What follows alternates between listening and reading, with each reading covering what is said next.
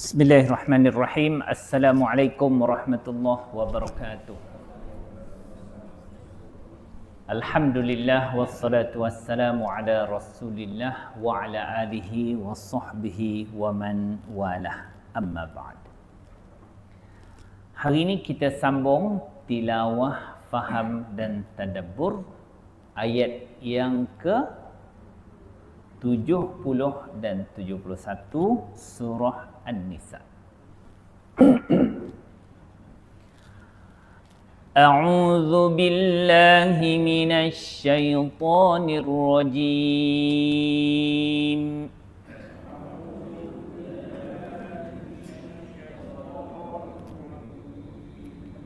Dzalikal fadlu minallah.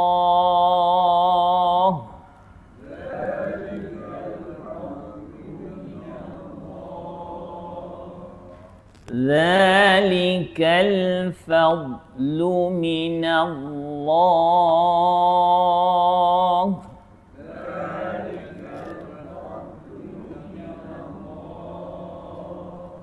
وكفى بالله عليما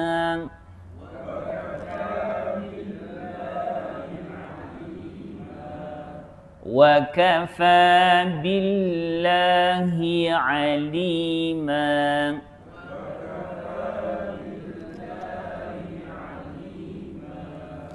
يا أيها الذين آمنوا خذوا حذركم فانفروا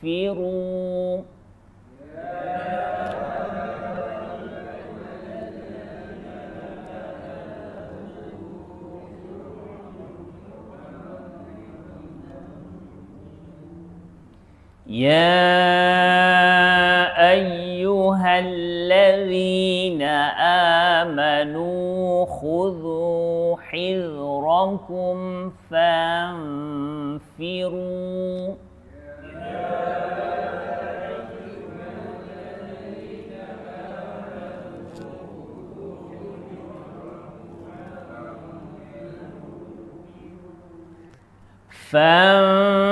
فانفروا ثبات أو انفروا جميعا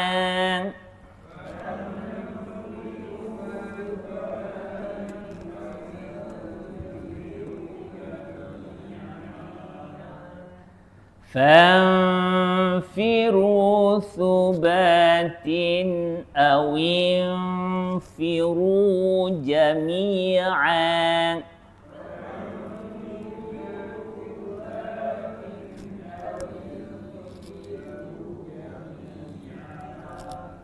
صدق الله العظيم.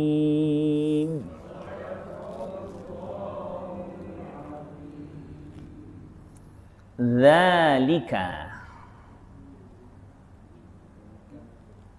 itu.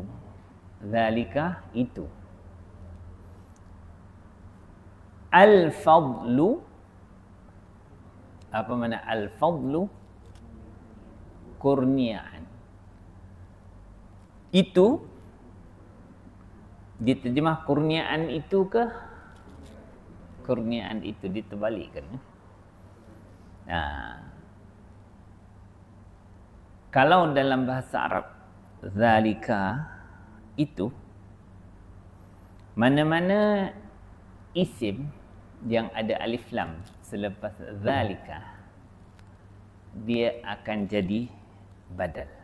Badal ini dia diterjemah dalam bahasa Melayu iaitu. Itu, iaitu kurnia itu. Kurnia Allah Subhanahu wa taala yang dimaksudkan kurnia apa? Iaitu nikmat yang Allah kurniakan kepada nabi-nabi, siddiqin, syuhada dan juga salihin. Yang mana orang yang taat kepada Allah dan Rasul akan ditempatkan bersama 4 golongan terbaik di sisi Allah Ta'ala ini. segala kurnia Allah kepada orang yang taat akan didudukkan bersama dengan 4 golongan termulia di sisi Allah di dalam syurga nanti. Itu semua minallah. Apa makna minallah? Min maknanya dari. Daripada Allah. Kurnia tu betul-betul daripada Allah Subhanahu wa ta'ala kepada hamba-Nya yang terpilih. Maka hebatlah dia anugerah besar daripada Allah. Kita ni tidaklah sehebat para nabi, para siddiqin, syuhada dan salihin. Tapi kita berusahalah untuk menjadi 3 daripada tu, kita boleh usaha ke arahnya. Tetapi asalkan kita memberikan ketaatan dan kepatuhan kita kepada Allah dan Rasul dengan sedaya upaya yang ada pada kita, maka itu sudah cukup untuk Allah menempatkan kita bersama dengan para nabi, siddiqin, syuhada dan salihin. Bila Allah Subhanahu wa ta'ala menempatkan kita bersama mereka, maka Allah kata kurnia terbaik itu wahasuna, dan pendampingan kita dengan 4 golongan termulia di sisi Allah Ta'ala ini adalah hasuna ulaika, amat baiklah mereka itu, 4 golongan ini, rafiqa, sebagai teman di dalam syurga nanti. Kita akan disamakan dengan para nabi, para syuhada, para siddiqin, para salihin. Maka itu adalah pendampingan terbaik sekali di dalam syurga. Di samping ahli syurga ini juga dia diberikan dampingan untuk dihimpunkan bersama dengan ahli keluarga mereka yang beriman, mengikut darjat yang paling tinggi daripada ahli keluarga kita yang beriman. Walladzina amanu wattaba'athum dzurriyyatuhum biimanihim wama alatnahum min amalihim min syai'. Maknanya orang yang beriman tu kami himpunkan dia dengan zuriatnya dalam syurga. Dari kalangan orang yang beriman. Itu antara nikmat besar. Memang seronok sungguhlah jumpa ayah kita, mak kita, saudara mara kita, anak beranak kita. Macam mana kita punya amal tak sama, maka Allah muliakan keluarga itu dengan menghimpunkan mereka pada darjat yang paling tinggi di kalangan ahli keluarga kita. Kita boleh tumpang. Itu nikmat tu besar, mengembirakan. Sebab tu kita kat dunia ni untuk gembirakan semua tu kita buat hari keluarga. Berkumpul lah 40, 100, 200 orang. Wah, ini saudara, ini pakcik, ini sepupu. Ya. Memang benda itu akan dilakukan oleh Allah dalam syurga sebagai satu nikmat. Tetapi lebih besar yang tidak ada ternilainya apabila kita ditemukan dengan sekalian para nabi, para salihin, para syuhada dan juga siddiqin. Maka Allah menyatakan sebaik-baik pendamping yang akan jadi teman pertemuan kita di dalam syurga nanti adalah 4 golongan ini. Dan Allah kurniakan kepada orang yang taat kepada Allah dan Rasul. Kemudian Allah Subhanahu wa ta'ala memberikan satu perhatian. Selepas itu ayat 71, ya ayyuhalladzina amanu, wahai orang-orang yang beriman, sila beri perhatian. Ingat lagi, apakah perkataan yang menunjukkan sila bagi perhatian? Iaitu macam bahasa Melayu, hai. Baru kita Tadi mengantuk-mengantuk, bagi perhatian. Jadi ha itu di dalam bahasa Arab dipanggil ha'ut tanbih. Tanbih ini maknanya satu kalimah yang digunakan untuk menarik perhatian pendengar. Bila ada ya ayyuhalladzina amanu, ya ayyuhan nabi, ya ayyuhan nas. Itu semua ha. Itu bukan ha maknanya nya untuk ganti nama diri perempuan, bukan. Ya? Tetapi digunakan oleh orang Arab untuk menarik perhatian supaya sila bagi tumpuan. Sebab itu Ibnu Abbas menyatakan apabila kita bertemu dengan kalimah ya ayyuhalladzina amanu, maka kita sebagai seorang beriman mesti memberikan respon kepada Allah, iaitu dengan memberi perhatian, pasang telinga, pasang hati. Kenapa? Ada satu benda penting yang nak diberitahu oleh Allah di dalam ayat ni yang tidak diberitahu lagi sebelum ini. Iaitu apa? Khudhu. Apa makna khudhu? Ambillah oleh kamu orang beriman hidhrakum. Akan apa makna hidhra?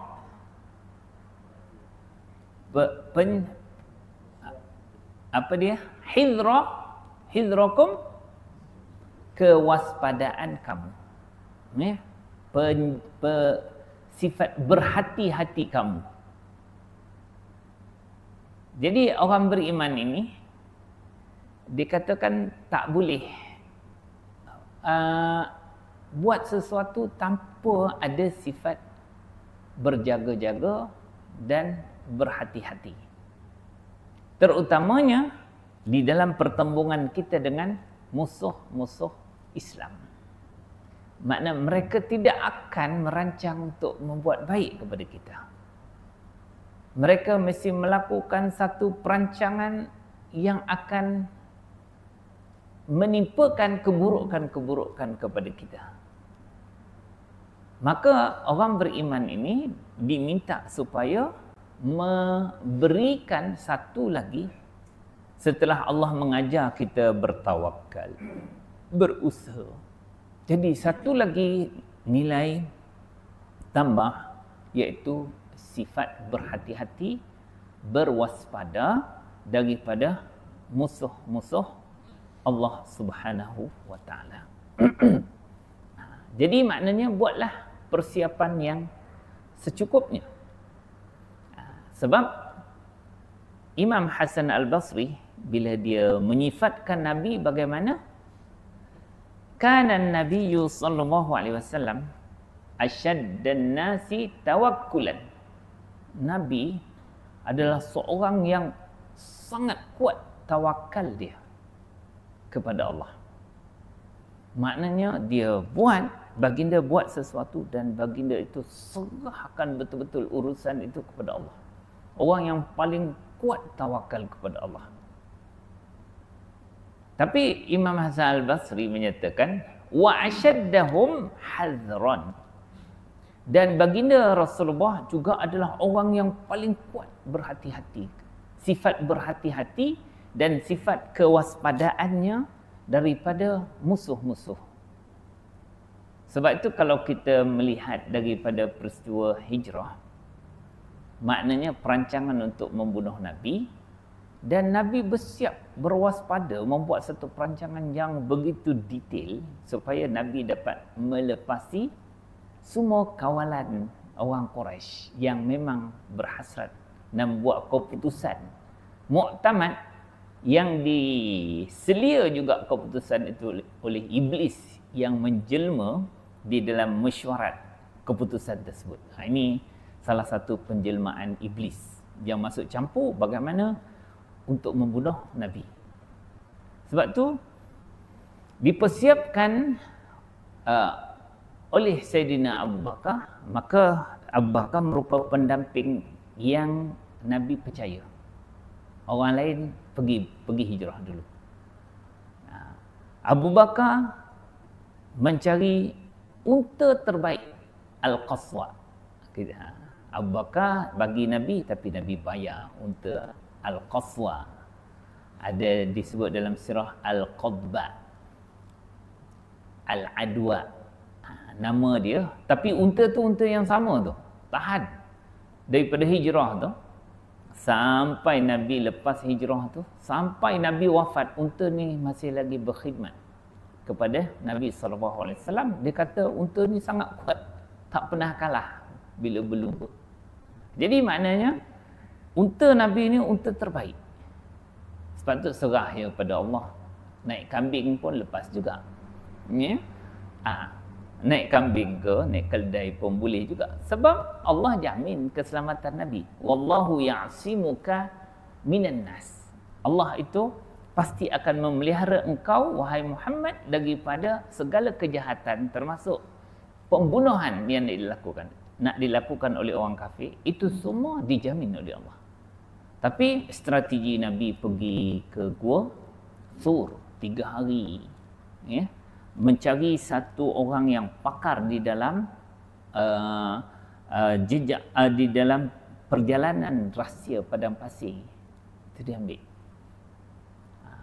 Strategi Nabi itu menunjukkan Nabi itu serah betul kepada Allah, tetapi sangat berhati-hati. Dalam perang Badar, Nabi mengambil satu strategi yang menjadikan cepat menang.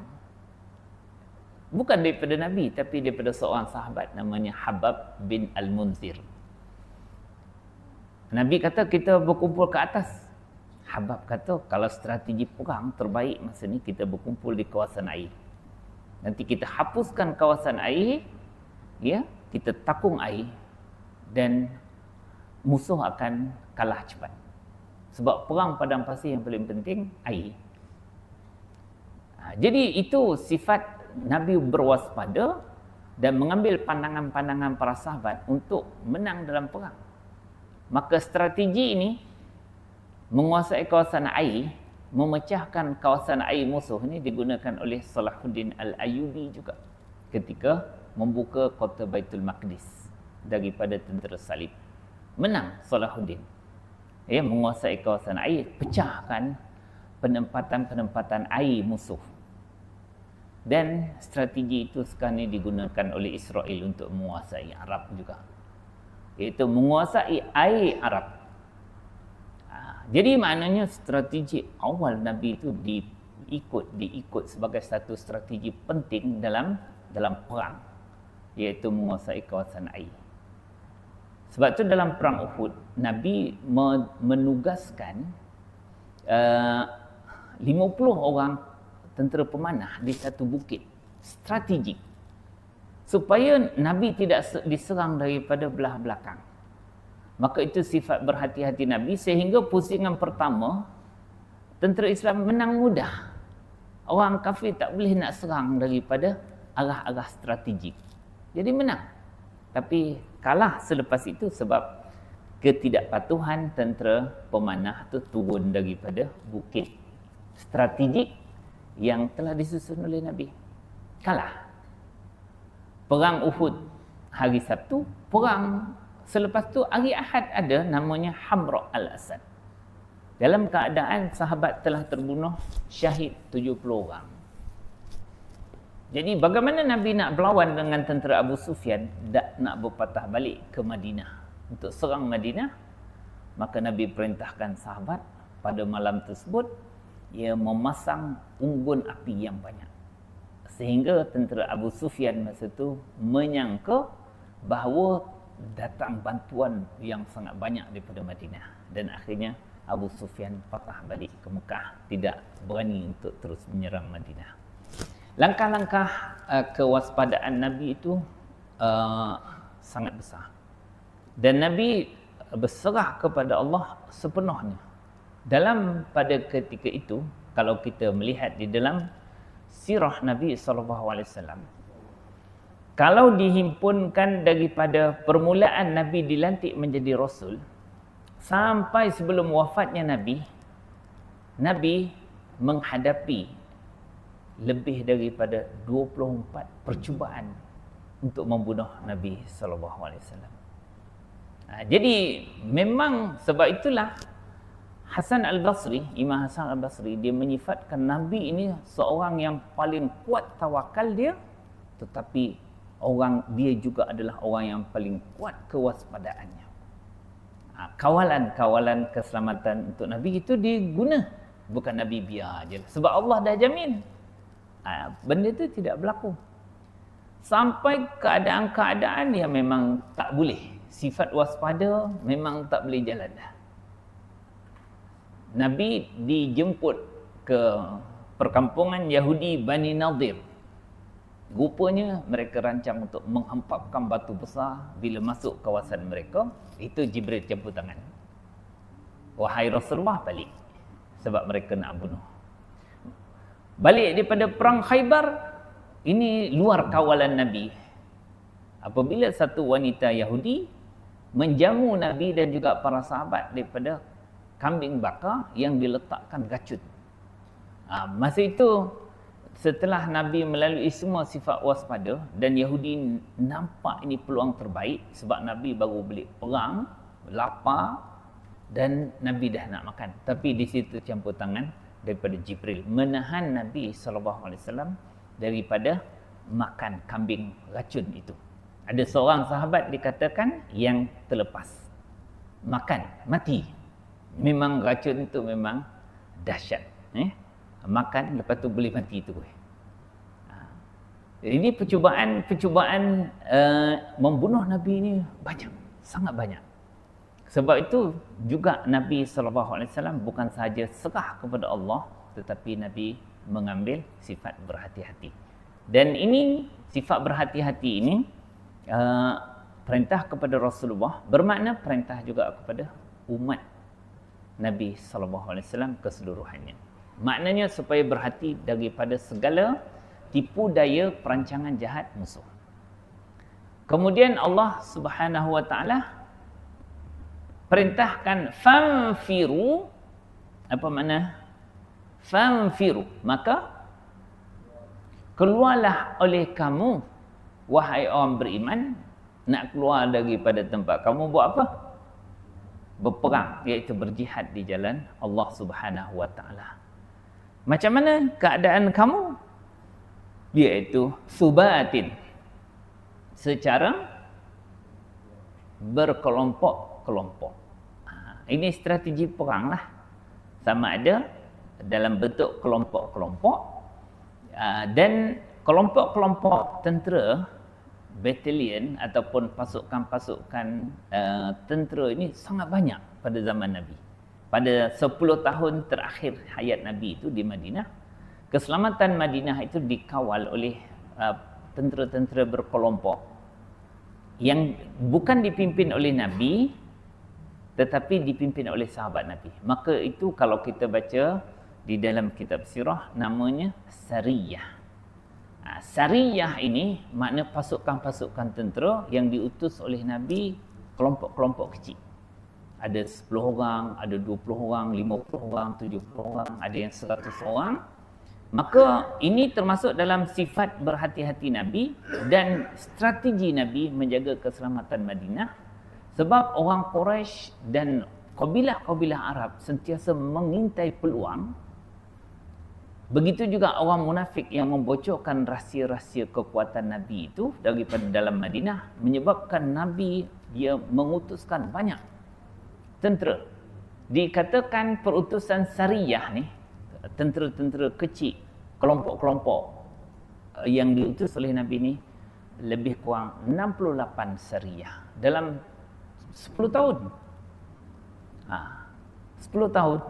Maknanya 1 tahun itu lebih kurang 7 pasukan tentera yang diarah oleh Nabi untuk berkawal di keliling Madinah dan juga jauh Madinah.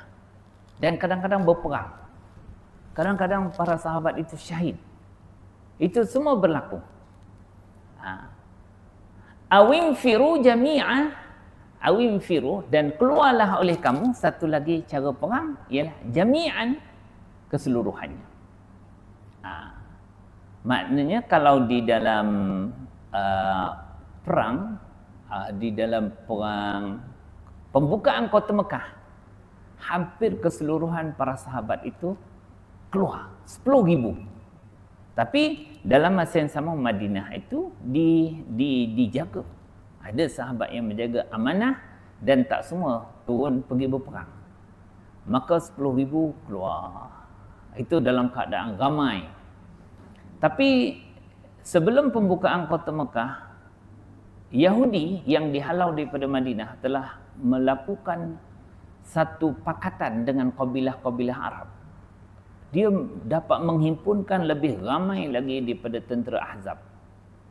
Itu dia buat satu kubu besar yang berada di utara Madinah, namanya Khaybar. Nabi tak pernah berhadapan. Paling ramai 10,000 tentera Ahzab dalam perang Khandaq. 10,000. Yahudi dapat kumpul kabilah Arab dan Yahudi yang dihalau tu 20,000. Macam mana? Nabi tidak menggunakan taktik perang beramai-ramai. Lebih kurang Nabi hantar 1,200 tentera berkuda. Strategi Nabi masa itu ialah hantar tentera paling laju yang menyebabkan tentera Khaybar Yahudi tidak dapat bersiap. Dia akhirnya keseluruhan kota Khaybar dan kota-kota yang berdekatan dengan Khaybar di utara Madinah itu jatuh di tangan Nabi SAW. Tapi dalam perang Tabuk pula Nabi menghimpunkan lebih ramai lagi para sahabat untuk berperang dengan Rom dengan strategi berperang luar Madinah. Jangan tunggu Madinah. Rom datang daripada sebelah Eropah. Nabi dapat berita perisikan. Antara kewaspadaan Nabi ialah perisikan Nabi itu sangat bagus. Maklumat-maklumat ketenteraan itu cepat sampai pada Nabi. Sebelum Rom sampai ke Madinah, Nabi telah membuat keputusan untuk bertembung di Tabuk. Maka Nabi menghimpunkan tentera paling ramai di dalam sejarah hidup Nabi, iaitu 30,000 orang. Maknanya itu infiru jami'an, keluar dalam keadaan kesemuanya bergabung dalam satu kelompok yang begitu besar. Dan itu mengikut kebijaksanaan dalam strategi perang. Tetapi dalam ayat ini adalah perintah supaya mengambil sikap waspada daripada segala tipu daya perancangan konspirasi musuh. Dan di situ perintah jihad itu, jihad tu bukanlah jihad pergi keluar berperang, tapi dengan strategi perang. Dan kalau kita melihat semua perang-perang yang diatur, yang berlaku pada zaman Nabi, Nabi memimpin 26 peperangan. 26 peperangan di dalam sejarah Nabi SAW. Dan semua cara perang Nabi itu semuanya ada pelajaran, hikmah, strategi. Di situ kita akan dapat sifat-sifat keberhatian Nabi, kewaspadaan Nabi, dan juga di mana Nabi juga berjihad dengan memecah-mecah kelompok-kelompok syariah, dan juga Nabi juga berjihad dengan satu ketumbukan tentera yang ramai.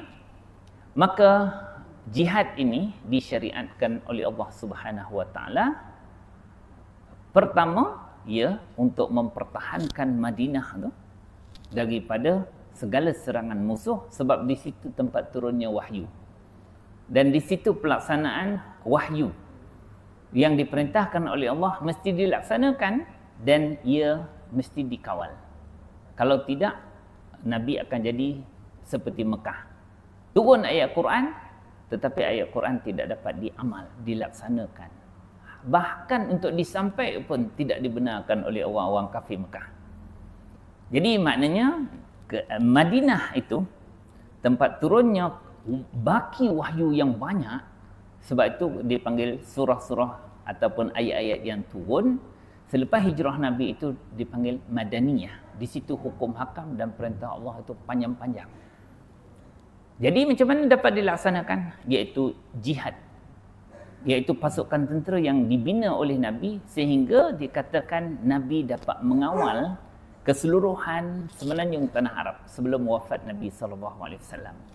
Demi untuk menjaga pelaksanaan hukum Allah Subhanahu Wa Taala yang Allah turunkan kepada Nabi pada ketika itu. Sebab itulah Imam Al-Ghazali memahami sirah itu dengan beliau menyimpulkan, dia kata ad-dinu asas. Ad-dinu asasun, agama ini yang ada dalam Quran, dalam sunnah tu, perintah-perintah Allah itu adalah asas yang mesti kita laksanakan. Tapi Imam Ghazali kata was-sultanu harisuhu, dan kuasa kedaulatan itu adalah penjaganya. Maka Nabi jaga itu dengan kekuatan, salah satu kekuatan ketenteraan. Mala asasa lahu famahdum. Mana-mana negara yang tidak ada asas agama akan hancur. Negara yang tidak taat kepada Allah dan Rasul, rakyat yang tidak taat kepada Allah dan Rasul akan hancur. Tapi Imam Ghazali kata mala sultana lahu fadaya'un. Apa yang mana-mana negara yang tidak ada kedaulatan dan kuasa, maka ia sia-sia je. Perintah Allah dalam Quran, pelaksanaan hukum Allah tidak akan boleh berlaku. Sia-sia. Maka sirah menunjukkan dua perkara itu penting, iaitu pelaksanaan hukum Allah yang ada di dalam Quran dan As-Sunnah, dan kedaulatan yang menaungi pelaksanaan perintah-perintah Allah itu. Itulah dipanggil kuasa. Yang Imam Al-Ghazali kata ad-dinu was-sultani tau'amani. Agama ni dengan kuasa yang mesti dimiliki oleh orang Islam adalah dua benda berkembar yang tak akan boleh terpisah. Terpisah yang satu, satu akan hancur. Kalau tak ada agama, kalau tak ada kuasa, tak ada apa-apa. Ya? Dia boleh bercakap je. Macam saya bercakap ni lah. Tapi untuk melaksanakan semua keseluruhan perintah Allah tu tak akan boleh tanpa ada puasa. Itulah yang ditunjukkan juga oleh ayat 71. Assalamualaikum warahmatullahi wabarakatuh.